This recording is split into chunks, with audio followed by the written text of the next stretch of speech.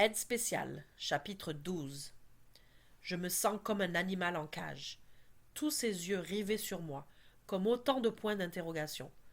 Dois-je admettre que j'ai simulé tous ces symptômes?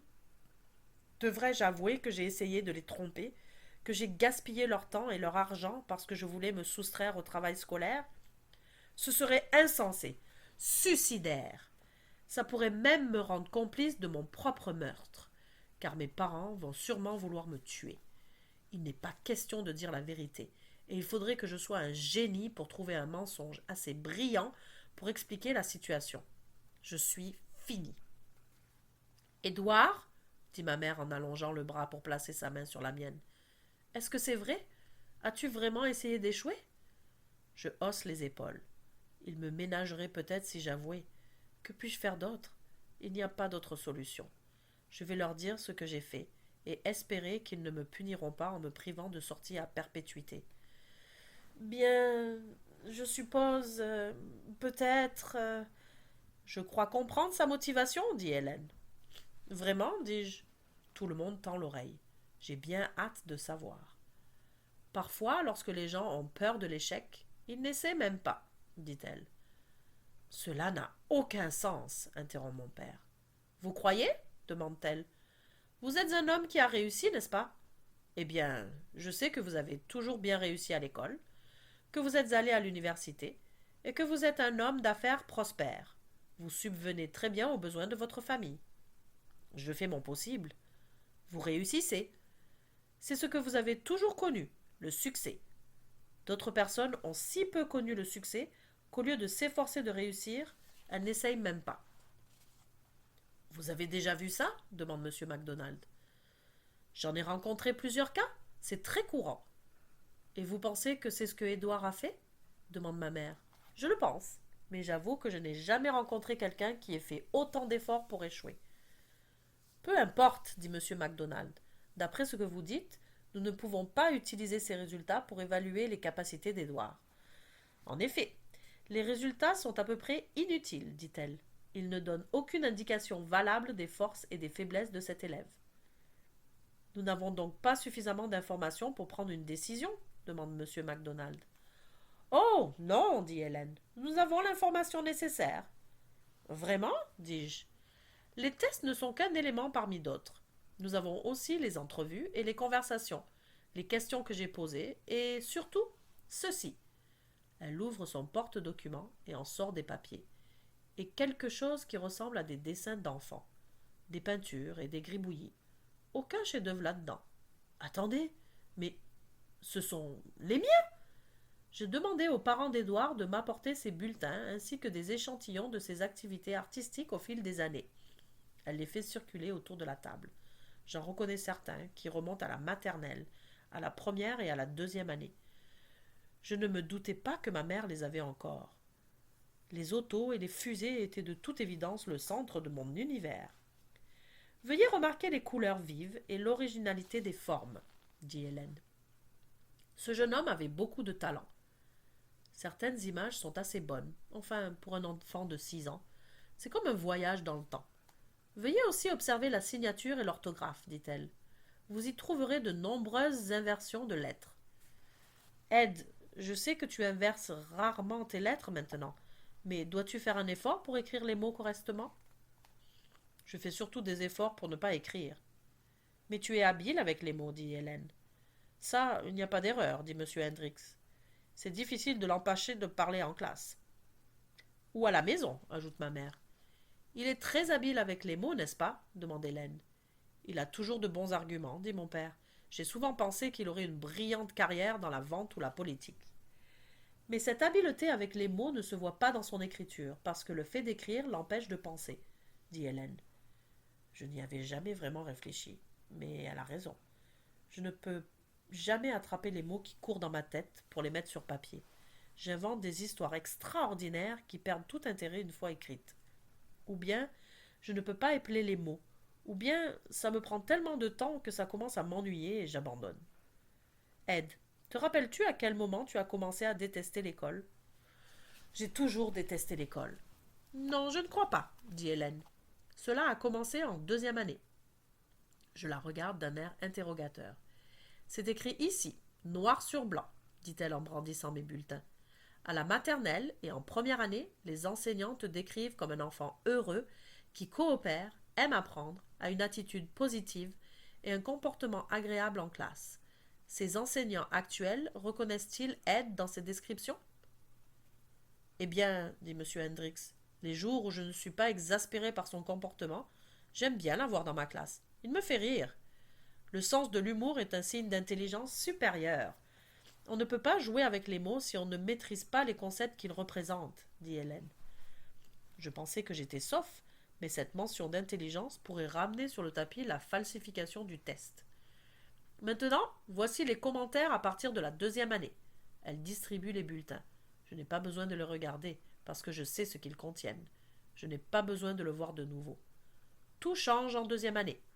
Au début, on mentionne qu'Édouard a des problèmes dans certaines matières. Et à mesure que les années passent, ce qu'on mentionne le plus souvent, c'est qu'il cause des problèmes. Je reconnais que j'ai eu mon lot d'ennuis. Je connais tellement bien le directeur adjoint que je l'appelle par son prénom depuis la 5e année. Édouard a toujours été le clown de sa classe, dit ma mère. C'était sa façon à lui de montrer son intelligence, même si ça devait lui attirer des ennuis. Tu sais très bien que certains de tes commentaires vont attirer des ennuis, n'est-ce pas? Me demande Hélène. J'incline la tête. Mais ça ne t'empêche pas de continuer. Je hausse les épaules. J'aime être amusant. Ce n'est pas ma faute si certaines personnes n'ont pas le sens de l'humour. Il est évident qu'Ed a certains problèmes d'apprentissage et que ces problèmes sont apparus lorsque les travaux écrits ont pris de l'importance. C'est à ce moment-là qu'il est devenu frustré et qu'il a commencé à détester l'école. J'essaie de me rappeler. Je sais que si on me le demandait, je dirais que la maternelle et la première ont été mes années préférées. Est-ce pour cette raison? Et les résultats de ces tests reflètent ce qui est arrivé au niveau scolaire. Comme tu ne parvenais pas à réussir, tu as cessé d'essayer. C'est vrai que je n'essayais pas très fort. Alors tu as mis toutes tes énergies à être reconnu comme un élève difficile plutôt que médiocre ou stupide. Elle se lève, contourne la table et s'approche de moi. Elle se penche jusqu'à presque me toucher. Il y a des fois où tu te sens stupide, n'est-ce pas? Je ne l'ai jamais admis à qui que ce soit, et surtout pas devant une douzaine d'adultes, dont mes parents. J'ai envie de pleurer. Je hoche la tête imperceptiblement. Tu n'es pas stupide, dit-elle. En fait, tu es très très brillant. Je suis brillant? Oui, brillant et déficient. On peut être les deux à la fois? Bien sûr, dit-elle. Je vais te poser une question. J'acquiesce d'un signe de tête. Tu n'étudies pas beaucoup. Tu n'essaies pas très fort, n'est-ce pas?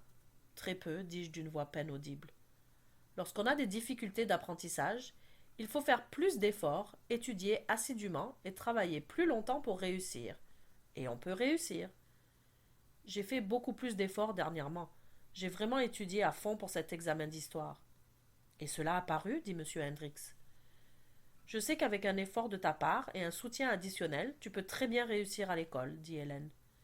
C'est pourquoi je recommande qu'Ed reçoive la désignation d'éducation spéciale et le soutien dont il a besoin. L'énorme poids qui pesait sur mes épaules s'envole. Mais ceci veut dire aussi que l'on doit s'attendre à ce qu'Ed fasse désormais les efforts dont il est capable. Une note de 55 ne sera plus considérée acceptable. Avec son intelligence et le soutien qu'il va recevoir, nous n'attendrons pas moins de 80. Comment? dis-je incrédule. Nous devons tous exiger plus de sa part. La récréation est terminée. Tu as des limitations, mais tu as aussi des aptitudes. Il n'est plus question que tu te sentes stupide ou que tu fasses le clown pour éviter d'avoir l'air stupide. Je sais que tu peux y arriver si tu fais un effort. Il ne me reste plus qu'une personne à convaincre. Qui? dis-je. Elle me donne une petite tape sur la poitrine. Toi. Sur ce, dit M. MacDonald, je suis disposé à accorder à Ed le statut d'élève exceptionnel et à lui assurer dès maintenant les services spécialisés, à moins que quelqu'un ne s'y oppose. Aucune objection. Dans ce cas, cette réunion est terminée. Tous se lèvent, le sourire aux lèvres. Les conversations sont amicales. Mes parents ont l'air ravis. Je suis très heureux. Je ne pouvais pas m'imaginer une meilleure conclusion. J'ai eu peur que ça se termine mal, mais j'ai évité le pire, et j'ai une bonne histoire à raconter. Au moment où je m'apprête à sortir, une main se pose sur mon épaule. Ed, peux-tu attendre un instant, s'il te plaît dit Hélène. J'aimerais te parler, seule à seule. Bien sûr. Lorsque tout le monde est sorti, Hélène referme la porte. Je dois te poser une question, dit-elle. Tu n'es pas obligé d'y répondre. Je ne sais pas où elle veut en venir, mais j'ai un mauvais pressentiment. Les tests, dit-elle. Ce n'est pas que tu n'as fait aucun effort pour réussir, c'est plutôt que tu as fait de très grands efforts pour échouer, pour t'assurer que tu serais admis en éducation spéciale, n'est-ce pas? Mais pourquoi est-ce que j'aurais fait ça dis-je d'un air innocent. Tu ne réponds pas à ma question. Alors? Je hausse les épaules. Je suis psychologue, et je suis tenue au secret professionnel. Rien de ce que tu me diras ici ne sera répété ailleurs. Rien? Rien. Alors? Ouais, j'ai fait exprès pour échouer. Mais pourquoi? J'ai pensé que si j'étais en éducation spéciale, je n'aurais pas besoin de travailler aussi fort. Mais tu sais maintenant que tu as vraiment des difficultés d'apprentissage? Je le sais. Et tu sais aussi que tu peux réussir si tu travailles plus fort et utilises le soutien qu'on t'offre? Je sais. Dans ce cas, j'ai une seule autre question. Vas-tu utiliser ta désignation comme excuse pour te laisser aller ou comme défi pour mieux réussir? Je me rappelle que cette histoire n'était au début qu'une combine pour travailler moins fort. Puis, je pense à Elisabeth et moi, assis côte à côte dans la salle d'édu spéciale.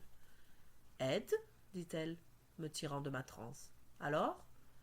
Je pense à cette note de 45 sur 50 en histoire. C'est ce que je peux atteindre quand j'essaie vraiment. Il y a de quoi être fier. Je vais travailler, dis-je. Je vais prouver à tout le monde que je suis vraiment exceptionnelle.